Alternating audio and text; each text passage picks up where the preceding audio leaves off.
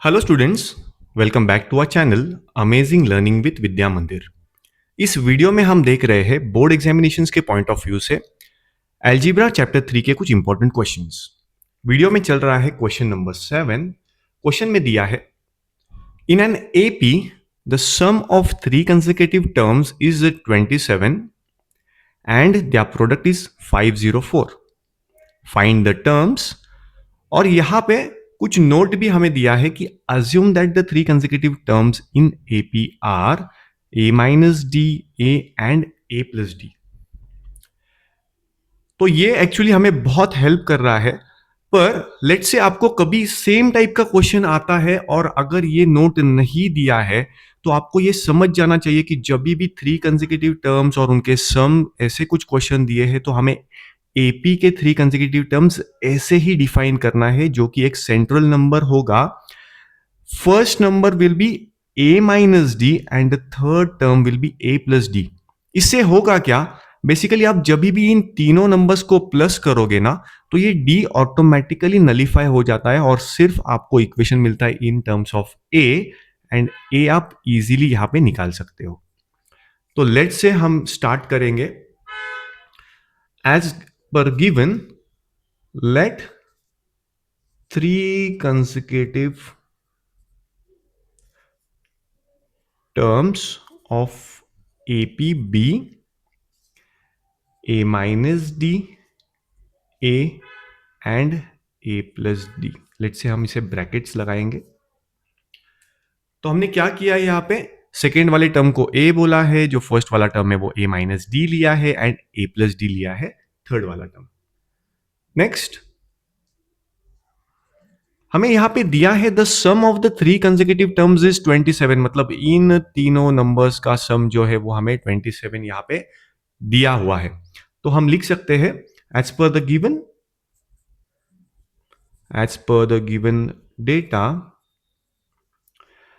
A minus D plus A plus A plus D is equal to 27। Brackets के बाहर positive science है तो हम इसको डायरेक्टली ओपन कर सकते हैं। तो यहां पे हमें माइनस डी एंड यहां पे हमें प्लस डी मिल रहा है, तो सेम वैल्यूज है, ऑपोजिट साइंस है, तो इसको हम डायरेक्टली कैंसिल कर सकते हैं।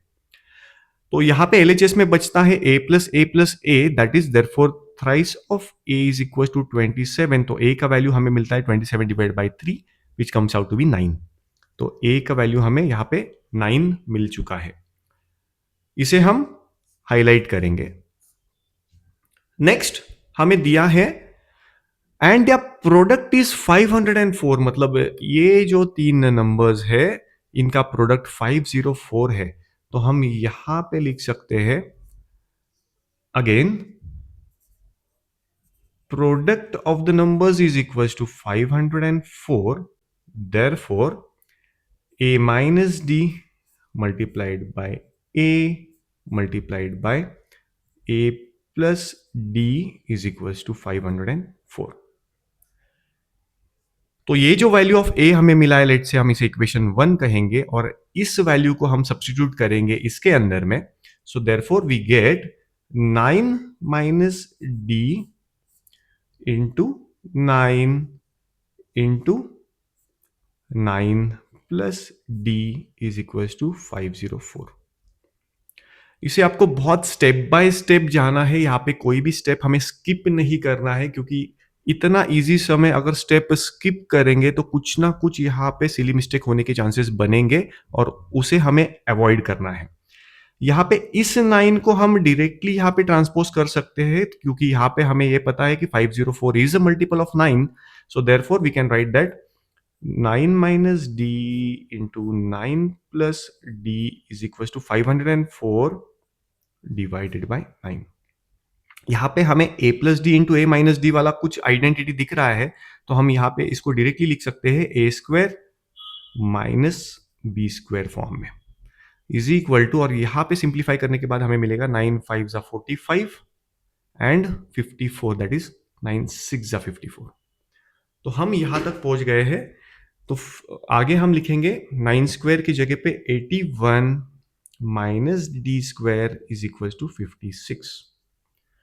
फर्दर सिंप्लीफाई करने के लिए हम इस डी स्क्वायर का साइन यहाँ पे नेगेटिव है तो उसे ट्रांसपोज करेंगे हम आरएचएस में, तो हमें यहाँ पे मिलेगा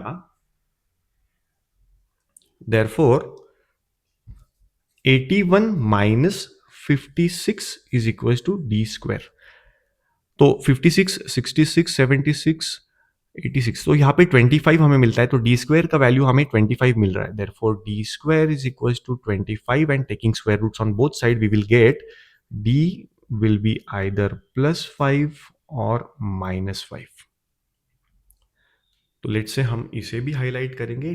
डी का वैल्यू हमें मिला है 5 प्लस और -5।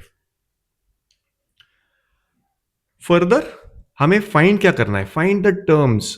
तो तीनों भी हमें जो टर्म्स थे वो फाइंड करना है यहाँ पे, जो कि हमने यहाँ पे डिफाइन किया था। ए का वैल्यू भी हमें मिल गया है, डी का वैल्यू भी हमें मिला है, तो हम यहाँ पे फर्दर सब्स्टिट्यूट कर सकते हैं। हमें पता है 3 कंसेक्यूटिव टर्म्स हमारे क्या है, पर इसके अंदर में हमें यहाँ पे डी के 2 वैल्यूज मिले हैं, तो हम यहाँ पे केस 1 एंड केस 2 लिख सकते हैं। केस 1 में हम कंसीडर करेंगे d इज इक्वल्स टू +5। सो हमारे टर्म्स बन जाते हैं a minus D that is 9 minus D, तो हमें यहां पे मिलेगा 4, a that is 9 and a plus D that is 9 and 5 को ऐड करने के बाद हमें मिलता है यहां पे 14।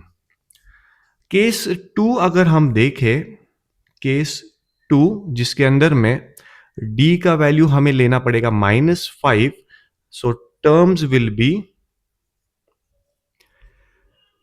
a minus D.